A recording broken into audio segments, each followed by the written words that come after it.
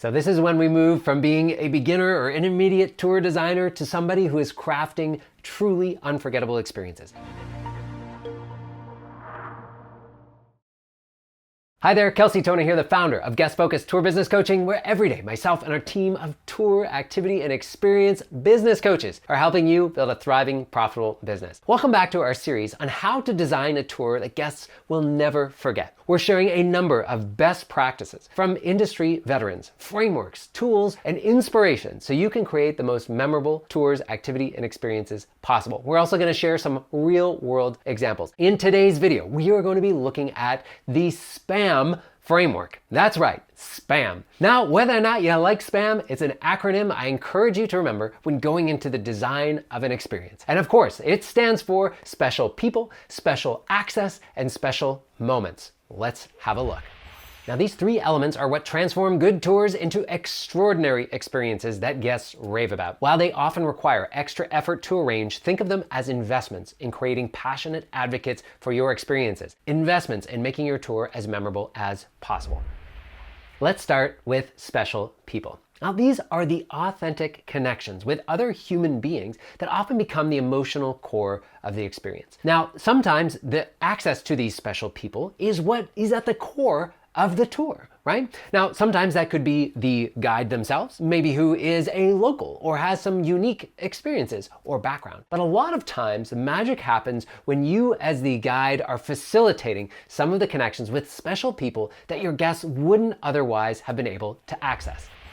Now, special people could be local experts or artisans. It could be community members that have unique stories. It could be people with historical connections. It could be passionate specialists in their field, or sometimes just quirky or interesting individuals. Imagine a tour and experience on the D-Day beaches of Normandy. Now, imagine meeting someone who actually experienced that French resistance, who actually experienced that D-Day invasion. And suddenly that history isn't just something you're learning about, but it's sitting across from you. It's sharing personal stories that never made it into the history books.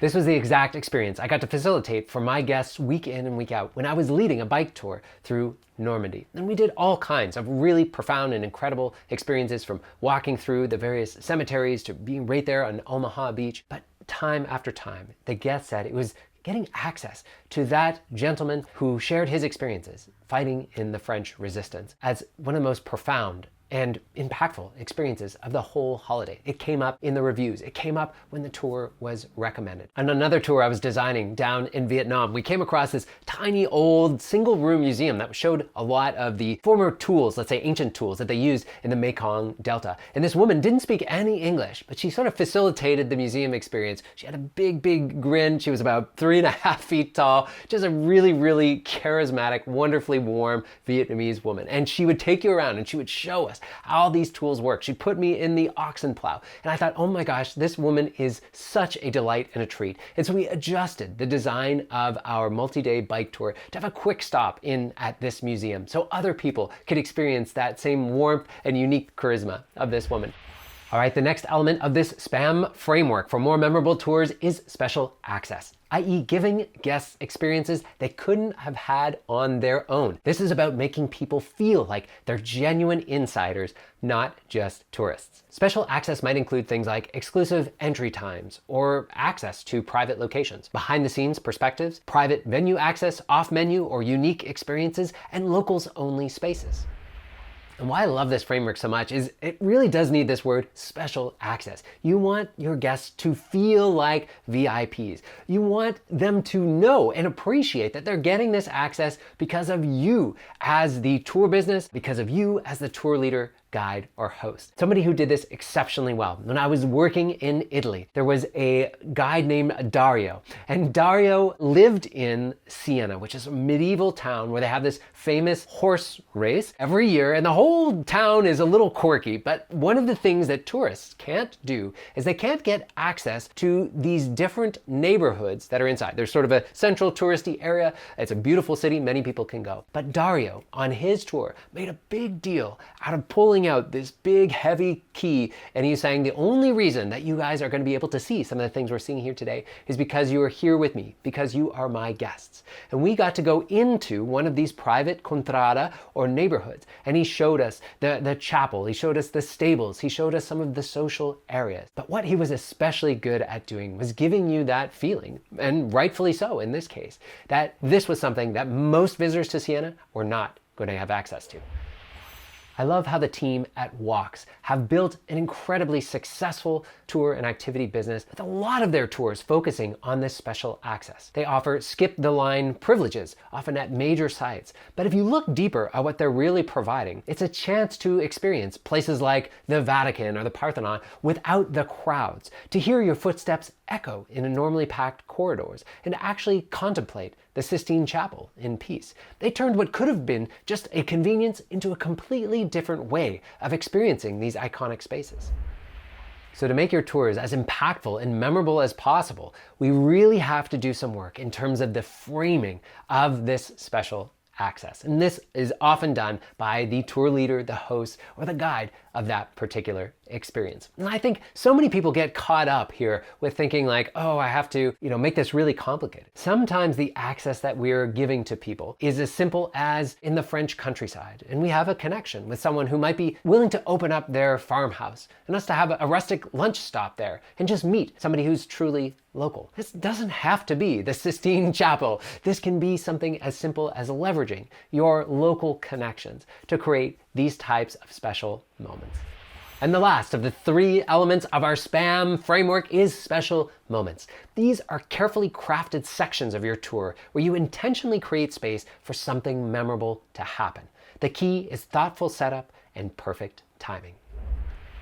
So this is when we move from being a beginner or intermediate tour designer to somebody who is crafting truly unforgettable experiences. When we're going to move around from focusing on what we show to how and when we show it. I absolutely adore taking the time to architect these special moments, to create the perfect conditions, to create the space for them to happen consistently, tour after tour after tour. And the real trick, of course, is to not make them feel contrived, to not make them feel like they are happening every single tour. But that's what you need to do. So how do we do it? Well, as you can imagine, special moments encompasses a huge diversity of experiences, but I would encourage you to focus on making guests feel personally special, engaging as many senses as possible, avoiding rushed experiences, creating emotional connections, and leaving lasting reminders. Let's take a look at some examples.